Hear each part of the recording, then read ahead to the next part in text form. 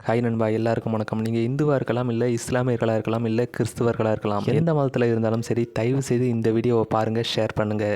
எல்லா மதமும் நல்லதே செய் நல்லதே நடக்கும் அப்படிங்கிற ஒரு கருத்தை தாங்க வலியுறுத்துது. ஆனால் இங்கே ஒரு கூட்டம் இந்து மதத்தையும் சரி, இந்து மதத்தில் இருக்கிறவங்களையும் சரி, அதில் இருக்கக்கூடிய இறைவனையும் சரி அசிங்கப்படுத்தவும் அந்த மதத்தை அழிக்கிறதையும் கொள்கையாக கொண்டு செயல்பட்டுக்கிட்டு வர்றாங்க. இந்த தேர்தல் நேரத்தில் மக்களுக்கு இந்த விஷயங்களை எல்லாம் தெரியப்படுத்தணுங்க. அப்போ தான் இவங்கெல்லாம் இனிமேல் ஆட்சியில் இருக்கணுமா வேண்டாமா அப்படிங்கிற விஷயத்தை அவங்க யோசிப்பாங்க. ஒரு மதத்தை பற்றி கேவலமாகவும் கீழ்த்தனமாகவும் இந்த அளவுக்கு பேச முடியும்னா அதை திமுகவில் இருக்கிறவங்க மட்டும்தாங்க பண்ண முடியும். இதுவே இஸ்லாமியர்களையோ இல்லை கிறிஸ்தவர்களையோ பேசியிருந்தா இவங்க இந்நேரம் ஆட்சியில் இருந்திருப்பாங்களா? இவர் யார் அப்படின்னு உங்களுக்கு தெரிஞ்சிருக்கும். ஸ்ரீபெரும்புத்தூர் தொகுதியோட நாடாளுமன்ற உறுப்பினர். இவர் என்ன பேசியிருக்கிறாரு, இவர் இனிமையும் ஆட்சியில் இருக்கணுமா வேண்டாமா அப்படிங்கிறத நீங்கள் தான் மக்களே முடிவு பண்ணணும். 100 வருஷ கோயில் இடிச்சிருக்கேன். இதே டிஆர் பாலு சரஸ்வதி கோயில், லட்சுமி கோயில். மக்கள் புனிதமாக பார்க்கக்கூடிய கோயிலை இடித்தது மட்டும் இல்லாமல் அதை நான் தான் இடித்தேன் அப்படின்னு எவ்வளவு ஆணவமாக சொல்கிறாரு பாருங்க. இன்னொரு கோயில் என்ன? சரஸ்வதி, லட்சுமி, இன்னொரு கடவுள் பார்வதி கோயில். இந்த 3 கோயிலை நான் தான் இடிச்சேன். நீலகிரி மக்களவை தொகுதியோட நாடாளுமன்ற உறுப்பினர் இவர் தாங்க, ஏ ராஜா.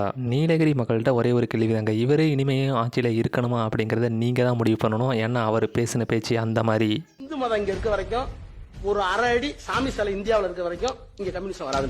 அதாவது இந்து மதத்தில் இருக்கிறவங்க எல்லாம் தமிழனே இல்லை அப்படின்னு கேவலமா பேசியிருக்கிறாரு. உண்மையான தமிழனாக இருந்தால் இந்து மதத்தை விட்டு உடனடியாக வெளியேறுங்கள். மூணாவதா பார்க்க போறவங்க இந்த மதங்க. இவங்க யாரு அப்படிங்கிறது உங்க எல்லாருக்குமே தெரியும். இவங்க தூத்துக்குடி தொகுதியோட மக்களவை உறுப்பினராக இருக்கக்கூடியவங்க, அதாவது எம்பி. தனிப்பட்ட ஒரு மதத்தை எப்படிங்க எல்லாரும் வரிசையா வரிஞ்சு கட்டிட்டு வந்து புண்படுத்துறீங்க? கடவுளுக்கு எதிராக இங்க ஒரு உண்டியல் இருக்கு, அதுக்கு எதுக்கு செங்கல் வச்சுட்டு ஒரு காவலாளி நிற்கிறான்? உங்களுக்கு பிடிக்கலன்னா தயவு செய்து பேசாம இருங்க. ஒரு மதத்துல இருக்கிறவங்களோட மனசை புண்படுத்தாதீங்க. இவர் யாரு அப்படின்னு மக்கள் எல்லாருக்குமே தெரியும். ஏன்னா தமிழக மக்களால் அப்பா என்று அன்புடன் அழைக்கப்படுபவர். இவர் என்ன வேலை பார்த்திருக்காருன்னு பாக்குறீங்களா? கோயில் வாசலில் வாக்கு சேகரித்த ஸ்டாலின் நெற்றியில் குங்குமம் வைக்கப்பட்டது. சனாதானத்தை வேற இருப்போம் அப்படின்னு சொல்றவருக்கு எப்படிங்க குங்குமத்தோட அருமை தெரியும்? இதனை அவர் உடனடியாக அழித்து விட்டதால் அங்கு சிறிது நேரம் பரபரப்பு நிலவியது. சதானத்தை வேற இருப்போம். கோயில்ல புரோகிதரா இருக்கக்கூடியவங்களுக்கு ரீசெண்டா பாத்தீங்கன்னா இந்த ஓய்வூதியத்தை கொஞ்சம் உயர்த்தி கொடுத்துருந்தீங்க. அப்படி கொடுக்குற நீங்க புரோகிதர்கள் பார்க்குற வேலையை எப்படிங்க இவ்வளவு கேவலமா பேசுவீங்க? புரோகிதர் சில மந்திரங்களை எல்லாம் எடுத்து சொல்லுவார். ஆனால் அதனுடைய உள்ளர்த்தத்தை கொஞ்சம் நினைச்சு பாத்தீங்கன்னா அவ்வளவு கேவலமான வகையிலே அந்த மந்திரங்கள் இருக்கும். புரோகிதர் வேலை பார்க்குறவங்களுக்கு ஒரு கேள்விங்க, இவங்கெல்லாம் இனிமே ஆட்சியில் வேணுமா அப்படிங்கிறத நீங்க தான் முடிவு பண்ணணும். தமிழகத்தோட லெஜண்ட் தாத்தா இவர் தாங்க. இவர் அன்னைக்கே ட்ரெயினில் பிடிச்சிருந்தா மக்கள் இவ்வளோ கஷ்டப்பட்டிருக்க மாட்டாங்க. இன்னைக்கு இந்து மக்கள் தெய்வமா வணங்கக்கூடிய ராமர் வாழ்ந்ததுக்கு சரித்திரமே இல்லைன்னு சொல்றாரு. இருந்ததாகவோ அவர் இன்ஜினியரிங் படித்ததாகவோ அவர் பிரிட்ஜ் கட்டியதாகவோ சரித்திரம் இல்லை. தமிழகத்தோட துணை முதலமைச்சராக இருக்கக்கூடியவர் தாங்க இவர். இந்துக்களோட எந்த பண்டிகைக்குமே வாழ்த்துக்கள் சொல்ல மாட்டாங்க. ஆனால் அவங்களோட ஓட்டு மட்டும் இவங்களுக்கு தேவைப்படும். கொசு, டெங்கு காய்ச்சல், மலேரியா, கொரோனா இதையெல்லாம் நம்ம எதிர்க்க கூடாது, ஒழித்து கட்ட வேண்டும். இந்துக்களோட கொள்கையை டெங்கு மலேரியா கொசுவோட ஒப்பிட்டு பேசுறாரு. இவங்கெல்லாம் ஆட்சியில் இருக்கணுமா வேண்டாமா அப்படிங்கிறத நீங்க தான் மக்களே முடிவு பண்ணணும். அப்படிதான் இந்த சனாதனம். வேலூர் மாவட்டத்தோட காட்பாடி தொகுதியில் 10 முறைக்கு மேலே சட்டமன்ற உறுப்பினராக இருந்தவர் தாங்க இவர், துரைமுருகன் அவர்கள். இவரும் ராமரை விட்டு வைக்கல, ராமரை கீழ்த்தனமா பேசியிருக்கிறாரு. ராமர் பிறந்ததுக்கு என்ன அட்டாச்சு? எங்கடா பிறந்தாரு?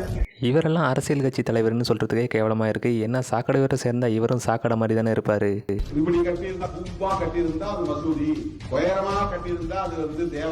ஏன் பாக்கியெல்லாம் உனக்கு புனிதமா தெரியுது, இந்துக்களோட கோவில் மட்டும் உனக்கு அசிங்கமா தெரியுதா? மக்களே ஒரு முறைக்கு 1000 தடவை யோசிச்சு இந்த எலெக்ஷன்ல நாம யாரு அப்படிங்கறத காட்டணும். நிறைய அசிங்கமான பொம்மைகள் எல்லாம் இருந்தா அது கோவில். இந்த திமுக பேச்சாளரும் யாரு அப்படின்னு உங்களுக்கு தெரிஞ்சிருக்கும். ராமர் அணிலோட பழகின கதையை எவ்வளவு ஆபாசமா பேசியிருக்கிறாரு அப்படிங்கறத நீங்களே பாருங்க. ராமர் தடவியதால் அணிலுக்கு 3 கோடி இருக்கிறது என்று சொன்னால் சீதைக்கு எங்கேயுமே கோடி இல்லையே. ஒரு மதத்தையும் மதத்தோட கடவுளையும் இந்த அளவுக்கு ஆபாசமா பேசுறதுக்கு யாருங்க அனுமதி கொடுத்தது? இது எல்லாமே திமுக ஆட்சியில மட்டும்தான் நடக்கும். ஒருவேளை அவர் சீதையை தடவவில்லையோ என்கின்ற ஒரு சந்தேகம் இருக்கு. படிக்கிறவனுக்கு கணக்குல சந்தேகம் வரும், வேலை பார்க்குறவனுக்கு வேலை இடத்துல சந்தேகம் வரும். இந்த ஆளுக்கு எந்த அளவுக்கு கீழ்த்தனமா சந்தேகம் வருது பாருங்க. என்ற தற்கொலை நாதாரிங்களா, இந்துக்களோட ஓட்டுகள் மட்டும் உங்களுக்கு வேணும், ஆனா இந்துக்களா இருக்கிறவங்கள இப்படி கீழ்த்தனமா பேசுவீங்களா? மக்களை தயவு செய்து நல்லா யோசிச்சு யாருக்கு ஓட்டு போடணும் அப்படிங்கறத முடிவு பண்ணிட்டு ஓட்ட போடுங்க. இந்துவாக இருக்கிற வரை சூத்திரன், சூத்திரனாக இருக்கிற வரை நீ விபச்சாரியின் மகன். எத்தனை பேர் விபச்சாரி மகனாக இருக்க விரும்புகிறீர்கள்? பாரத பிரதமர் மோடியை தாக்கி பேசுறத நினைச்சு இந்துக்களோட தெய்வமான ராமரை கேவலப்படுத்துறாங்க. இந்த லிஸ்ட்ல இந்த ஆளும் ஒருத்தன். ராமனின் செருப்பு தான் 14 காலம் தேசத்தை ஆண்டதாக அவர்களின் புராணம் சொல்லுகிறது. இந்த மாதிரி கீழ்த்தனமா பேசக்கூடிய ஆட்களை எல்லாம் தயவு செய்து தொகுதி பக்கம் ஓட்டு கேட்க கூட விடாதீங்க மக்களே. மகாபாரதம் முழுக்க முழுக்க விபச்சார ஏடு, அவ்வளவுதான். இவ்வளவு நேரம் இந்துக்கள் புனிதமா பார்த்த ராமாயணத்தை கீழ்த்தனமா பேசுறாங்க. அடுத்தது இந்த ஆளு திமுகவோட மூத்த தலைவர் மட்டும் இல்லாம சிறந்த பேச்சாளர், ஆசிரியர் அப்படின்னு சொல்றாங்க. மகாபாரதம் விபச்சார ஏடு அப்படின்னு சொல்லது மட்டும் இல்லாம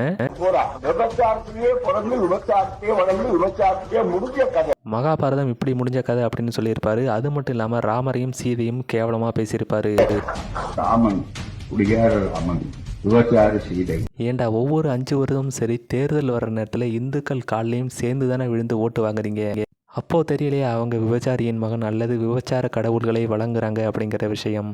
தேர்தல் நேரத்தில் ஓட்டு கேட்குறப்ப மட்டும் அவங்க புனிதமாக தெரியுறாங்கல்ல. இவங்கெல்லாம் மறுபடியும் 5 வருஷம் நாட்டை ஆண்டாங்கன்னா நாடு பாலைவனமாக தாங்க போகும். ஒரு விலை மாதவியின் வீட்டுக்கு ஒருத்தன் போறான். போகும்போது அங்க அந்த அம்மா கேக்குது, நீ பார்த்து நீங்க சைவமா வைணவமா? ஒரு ஆளை அடிக்கடி என்ன பண்ணுறானோ அந்த விஷயம் தாங்க அவன் வாயில் பேச்சா வரும். அப்படி பண்ணுறதுனால தான் என்னவோ இவர் வாயிலேருந்து இப்படி பேச்சு வந்திருக்கு. அவனுக்கு ஒன்றும் புரியல. இல்ல சைவம்னா படுத்துக்கிறது. சைவம் வைணவம் இதை புனிதமாக மதிக்கக்கூடியவங்க இந்துக்கள். அதை இந்த ஆள் எவ்வளவு கீழ்த்தனமாக பேசியிருக்கிறான் பாருங்க. இந்துக்களையும் இந்து மதத்தையும் இந்து கடவுளையும் இவ்வளோ கீழ்த்தனமாகவும் கேவலமாகவும் பேசக்கூடிய இந்த அரசியல் தலைவர்களை ஒவ்வொரு தேர்தலையும் திரும்ப திரும்ப அவங்கள வெற்றியடைய வைக்கிறீங்க. மக்களை தயவு செய்து திருந்துங்க, ஒரு மாற்றத்தை கொண்டு வாங்க. வைணவம்னா நின்னுங்கிறது. ஒரு மதத்தையும் மதத்தோட கடவுளையும் மதத்தினரையும் எவ்வளோ கீழ்த்தனமாகவும் ஆபாசமாகவும் பேச முடியும்னா அது திமுகவில் இருக்கிறவங்களால மட்டும்தாங்க முடியும். நின்னுங்கனா 5 படுத்தா 10, நின்னுங்கனா 5 படுத்தா 10. ஒரு மதத்தை எவ்வளவு அசிங்கமா பேச முடியும் அந்த அளவுக்கு ஆபாசமா பேசிட்டு நக்கலாவும் ஆணவமாகவும் சிரிக்கிறது பாருங்க. இவங்கெல்லாம் ஆட்சி அதிகாரத்தில் இனிமேலையும் இருக்கணுமா அப்படிங்கறத தயவு செஞ்சு யோசிச்சு உங்களோட வாக்கை ஒரு நல்ல கட்சிக்கு, ஒரு நல்ல மனுஷனுக்கு போடுங்க. தமிழ்நாட்டில் இது வரைக்கும் கொலை, கொள்ளை, ஊழல், ஆபாச பேச்சு, லாக்அப் டெத்து இப்படின்னு நிறைய சம்பவங்கள் நடந்துகிட்டே தாங்க இருக்கு. ஒரு பக்கம் தொழிலாளர்கள் போராட்டம், இன்னொரு பக்கம் ஆசிரியர்கள் போராட்டம், எங்க பார்த்தாலும் போராட்டம் தாங்க. தமிழ்நாட்டை பொறுத்த வரைக்கும் ஓட்டுரிமை மட்டும் தாங்க சுதந்திரமாக இருக்குது. மீதி எந்த உரிமையும் உங்களுக்கு வேணும்னா நீங்கள் அதை போராடி தான் வாங்கி ஆகணும். இனிமேலும் இவங்க பேசுகிற இந்த ஆபாச பேச்சையெல்லாம் கேட்டுக்கிட்டு அடிமைத்தனமாக வாழணுமா இல்லை சுயமரியாதையோட கண்ணியமாக வாழணுமா அப்படிங்கிறது நீங்கள் போட போகிற ஓட்டில் தாங்க இருக்குது. தயவு செய்து நீங்களும் சரி உங்கள் குடும்பத்தில் இருக்கிறவங்களும் சரி சிந்திச்சு வாக்களியுங்கள். இதுதான் என்னோட தாழ்மையான கோரிக்கை.